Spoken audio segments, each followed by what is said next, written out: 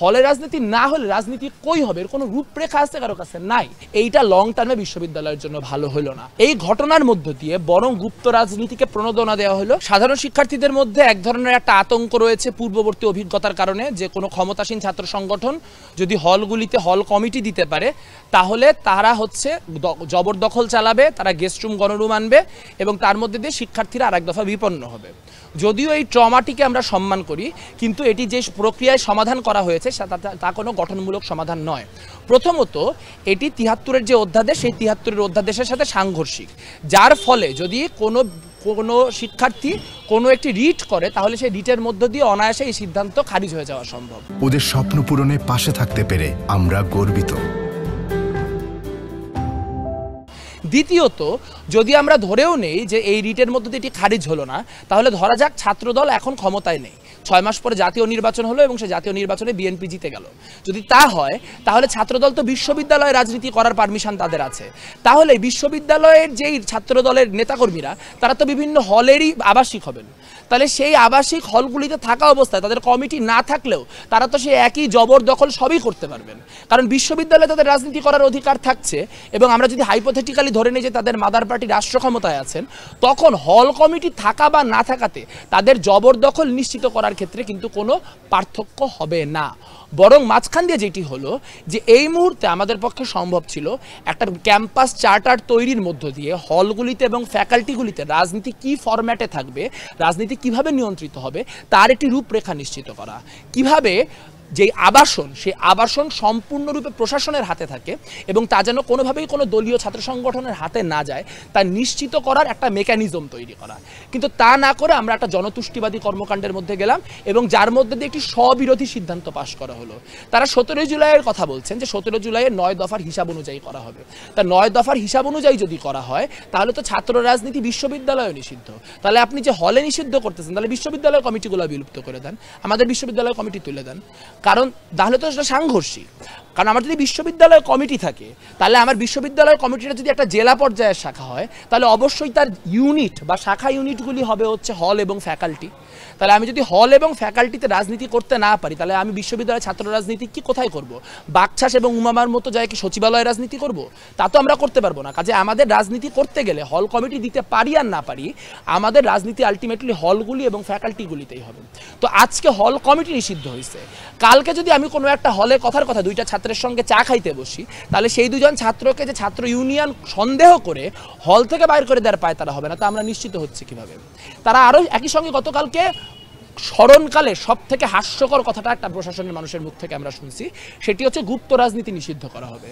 আমার মাথায় বুদ্ধি কম সম্ভবত, আমি জানি না গুপ্ত রাজনীতি কিভাবে নিষিদ্ধ করে। কারণ গুপ্ত রাজনীতির বৈশিষ্ট্যই হচ্ছে তা প্রকাশ্য না, ফলে তা ডিটেক্টেবল না। যা ডিটেক্টই করা যায় না তা নিষিদ্ধ কিভাবে করা হয় তা আমার জানা নাই। এই ঘটনার মধ্য দিয়ে বরং গুপ্ত রাজনীতিকে প্রণোদনা দেওয়া হলো এবং রাজনীতি যাতে কেউ ব্যক্ত না করে তার একটা ইনসেন্টিভ তৈরি করা হলো। এইটা লং টার্মে বিশ্ববিদ্যালয়ের জন্য ভালো হলো না। রাজনীতি প্রকাশ্য রাখার পরও আপনার কিছু কমন কনসেনসাস তৈরি করার মধ্যে দিয়ে এবং সেগুলোকে কিছু বাইন্ডিংয়ের মধ্যে এনে সিটের যে অ্যালোকেশন, সেই অ্যালোকেশন নিশ্চিত করা যায়। মূল মুশকিলটা তো এটাই যে আমাদের যথেষ্ট পরিমাণ সিট নাই। যদি যথেষ্ট পরিমাণ সিট থাকতো তাহলে সিটের জন্য কাউকে রাজনীতি করতে হতো না, তাই তো বিষয়টা। তাহলে আপনি সিটের সংখ্যা বাড়ানোর দাবি না করে কেন রাজনীতি নিষিদ্ধের দাবি করতেছেন? ধরেন কথার কথা রোকেয়া হলে আপনার কথার কথা ধরেন ২,০০০ সিট আছে বা ৫,০০০ সিট আছে, শিক্ষার্থী আছে তার থেকে 5,০০০ বেশি, যার ফলে প্রথম বর্ষ যখন শিক্ষার্থীরা আসে তখন সেই শিক্ষার্থীরা অনেক ক্ষেত্রে হলে ওঠার জন্য আপনার যেই ক্ষমতাসীন রাজনৈতিক দল তার উপর নির্ভরশীল থাকে। তো এইটা সলভ করার সবচেয়ে সহজ মেকানিজম হচ্ছে আপনি হলের সিট সংখ্যা বৃদ্ধি করেন এবং আপনি প্রথম বর্ষকে অগ্রাধিকার ভিত্তিতে সিট নিশ্চিত করেন। কিন্তু তা না করে আমরা যে রাজনীতি করলাম গত ২৪ ঘন্টায়, রাজনীতি বিমুখতার যে রাজনীতি করা হলো, যেটি বাকছাস, উমামা ফাতেমা বিভিন্ন রাজনৈতিক ক্যারেক্টার করলো, সেটা খুবই হাস্যকর হলো। গতকালকে আমরা উমামা ফাতেমা মারফত একটা বক্তব্য শুনলাম যে শিবিরকে তার গুপ্ত রাজনীতি প্রকাশ্যে আনতে হবে, তার গুপ্ত কমিটি প্রকাশ্যে আনতে হবে এবং ছাত্রদলকে তার প্রকাশ্য কমিটি বাতিল করতে হবে। এখন ছাত্রদল তার প্রকাশ্য কমিটি বাতিল করতেছে, এটা দেখার পর শিবিরের ইনসেন্টিভটা কি যে তার গুপ্ত রাজনীতি সে ব্যক্ত করবে? এই স্ববিরোধী কথাগুলির মানে কি? নিষিদ্ধ রাজনীতি, আপনার গুপ্ত রাজনীতি নিষিদ্ধ করে কোন প্রক্রিয়া? এগুলো কোনো প্রক্রিয়া নাই। যারা দাবি করতেছেন এবং যারা দাবি মানতেছেন তারা কেউই জানেন না তারা কি চান এবং তারা কোন সমস্যার সমাধান করতেছেন।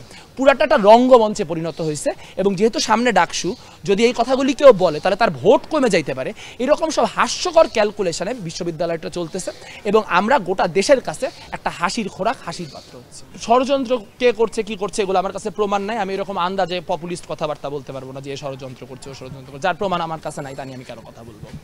দ্বিতীয়ত হচ্ছে যে ছাত্র, এখানেই মুশকিলটা, যে যেই ছাত্র অভ্যুত্থানের মধ্য দিয়ে একটা সরকারের পতন ঘটলো, এত বড় একটা স্বৈরাচারী সরকারের, সেটাই 9 দফার আবার 7ম দফা হচ্ছে ছাত্র রাজনীতি নিষিদ্ধ করতে হবে।